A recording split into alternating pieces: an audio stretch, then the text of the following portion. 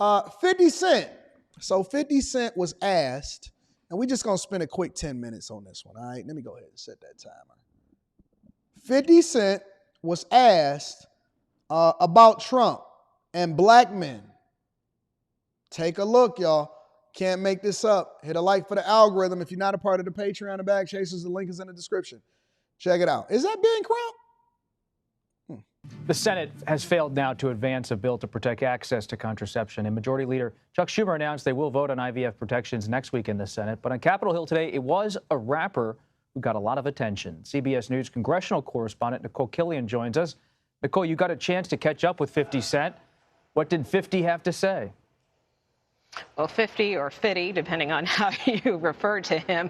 I mean, look, he was up here for a specific reason. He was accompanied by civil rights attorney Ben Crump, and he really wanted to advocate for generational wealth when it comes to African Americans in particular. He has a number of companies, including one that involves spirits, and so he wants to see an increase in minority representation. You know, he felt that he didn't get a fair shake when he first started his business and wants to expand opportunities again for people of color. So that was the nature of his visit. But in that context, I did ask him about the election because the Biden administration has done a lot of work in this space. But at the same time, 50 Cent has made comments in the past, including back in 2020, where he suggested that people vote for then President Trump, although he later walked those comments back. So I asked him what he's thinking about the upcoming election. Take a listen. Now, let me also preface this by saying that what we like to do over here on the Millionaire Morning Show is we like to source our reference or our talking points from different platforms. So we don't just look at Fox News. We also look at CNN. We look at CNBC. We look at MSNBC. We look at CBS. And we want to get this from all angles. We don't want to just get biased news. Whether we agree or we disagree with whatever it is that's going on, we want to make sure that we understand what's going on across the board. So this is according to CBS News, asking 50 Cent what he see black men identifying with. I mean, we're heading into another election, so have you made a decision about who you're going to support? I'm not sure how to answer that question, to be honest with you. Have you made a decision? I haven't. What do you see as the significance of African American men in this election for both of you? I see them identifying with Trump. Why do you say that? Because they got RICO charges. Hey, why Ben Crump shaking his head over there? Hold on. Why Ben Crump feeling some type of way? I'm identifying with Trump. Look at Ben Crump. Why do you say that? Because they got RICO charges. Ben Crump like to have a heart attack over there. Why is Ben Crump shaking his head when 50 Cent say that black men probably identify more with Trump and then the additional context that go along with it? Is it the diversity, equity, and inclusion, race baiting, race chasing, profiting off of people? I don't know. Let's continue to see. And I don't know if he was referencing the case down in Georgia where we, of course, know that former President Trump has been charged and is facing RICO charges in that state. But that aside, you know, what is significant about his comments is that, again, back in 2020, his then support briefly of former President Trump got a lot of attention. And being a major figure like that, you know, that can be influential when it comes to the African American vote. And so similarly, we know both campaigns are really trying to advocate for the black vote. We have seen the president's support slip among African American voters. The issue even garnering a lot of attention here on Capitol Hill in a separate issue with a leader, Hakeem Jeffries, and Byron Donalds kind of now in an internal beef because Byron Donalds made some comments at a campaign event just yesterday suggesting that African Americans were better under Jim Crow, to which Hakeem Jeffries replied on the House floor today that is an outlandish statement and ignorant. So that being said, you know, this is all about both sides really trying to advocate and make their case to African American voters. But as you can see, there are a number of different perspectives around this, not only from lawmakers, but also from celebrities as well. Let me get this from Fox News also, because again, we like to use multiple different sources before we give our comments or we give our opinion about what's going on out here in these streets. Now I want to bring in Leo Terrell. Trump's headed to California next. He got a warm reception in deep blue New York, deep blue New Jersey. What kind of reception does he get in deep, deep blue California? Now, let me say this before we even hear what this man got to say, because I don't know what he's going to say. But you know me, I'm a little bit more skeptical when I start to see black men that have no facial hair, no mustache, no beard. Man, where your stash at, bro? Where your stash at, man? I don't know. And that don't mean that people that don't have no mustache and no beard is completely untrustworthy, because the majority of the people that turned on me within the last few years all had mustaches and beards. You know what I'm saying? However, I'm a little less trustworthy of what's happening in these streets. But let me see what he got to say. In deep, deep blue California, he's going to get a very warm reception, just like the Bronx. And the evidence is quite significant. He's going to raise a lot of money in Beverly Hills, Newport Beach, in San Francisco. There are parts of California, Stu, that is basically Trump country. Beverly Hills, Newport Beach, San Francisco. He's going to raise a lot of money. Well, those are very wealthy areas, aren't they? They're a very wealthy area, but I'll tell you right now, California has the same problem that every state in this country has. A bad economy, high inflation. Remember, we're in California, high gas prices. Trump offers an alternative to the Biden failed policy. If he does not carry California, he's going to get a lot of support from California financially and also at the ballot box. Well, we heard yesterday that the state of California is mandating government jobs for illegal aliens. We also heard that the government of California, the taxpayers of California, will fund down payments on homes to be bought by illegal aliens. That's insane. To even think that, you know what I'm saying? Like, usually if something is not true, especially from a political perspective, people come out and they address it immediately, especially with this being an election year.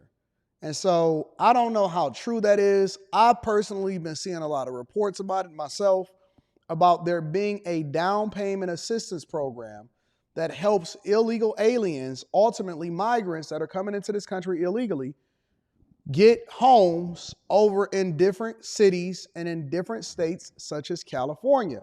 Again, I don't know how true that is. We not gonna know until it's too late, because they don't never introduce this stuff until they already got the program in flight. And so I'm just gonna keep my ear to the street, my eyes out here in these streets, in order to try to figure out what's going on. Illegal migrants. Surely that's going to set off some kind of reaction in California, isn't it? It's going to establish a backlash, and thank goodness I'm a lawyer. There could be lawsuits. That's illegal. That is outright illegal, and there is preferential treatment being given to illegal aliens over citizens of California. Ain't that what they do to black people, though? I didn't mean to say that out loud. Ain't that what they do for diversity, equity, and inclusion? The only reason that people are complaining about it, if we just gonna call a spade, the only reason that people are complaining about it is because it affects them. As long as they pick your juices and berries, as long as they cutting your lawn, as long as they building your houses, you cool with it. But the minute that they start to say, okay, we're going to give preferential treatment to these people, then you're not cool with it no more, because it's the same thing that y'all did when it came to advocating for special programs in order to make sure that black people come up, or colored people, or I'm a double minority, I'm a woman and I'm black at the same time, or I'm a minority because I'm a woman. All of this stuff is stupid. It's all dumb and it's all hypocritical. I don't even have nothing to say. I ain't even tripping, because if y'all gonna sit here and advocate, oh no, but every time we built this country, man, shut up. Ain't nobody built the country. The reality is that it's always been somebody here before us, even before. When you colonize something, or you take over, or you win, or you take the war, or whatever, the winners are the ones that get to determine history. And so the only reason that people are starting to complain about it, justifiably, is because they saying, well, they're not even from here. They're not even U.S. citizens. True. I agree with you. But what you gonna do about it? Listen, you could sit here and say, Anton, you're wrong. You shouldn't say that all the time. You can go back and forth We can debate about it, but guess what? Guess what? Your decision to embrace or decide that you don't want to be a part of this, your option to be able to have a voice in this was all lost when you said that I'm not participating in elections because our vote don't matter. So why are you participating with your opinion and having conversations about whether or not somebody should or shouldn't give somebody something when you had the opportunity to determine it by the person that's representing you in Congress, and the person that's representing you as your governor, and the person that's representing you as your mayor, and the person that's representing you as your president? Everybody, listen, this is the same position that I have in Dalton, in Chicago, in California, Oakland, all of that. You deserve what you get because you keep voting and you keep putting in power people that is a reflection of you. Over in Dalton, the people are upset because Tiffany Henyard is their mayor and their Thornton Township supervisor, but she's been in politics since 2013.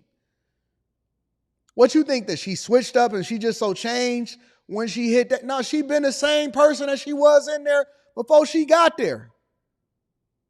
All of them people, the Dalton trustees and stuff like that turned it against her, guess what? I interviewed them on this platform. They were her friends before she ever got into office. Then they say she turned on them. Well, nobody was complaining until we started doing live streams.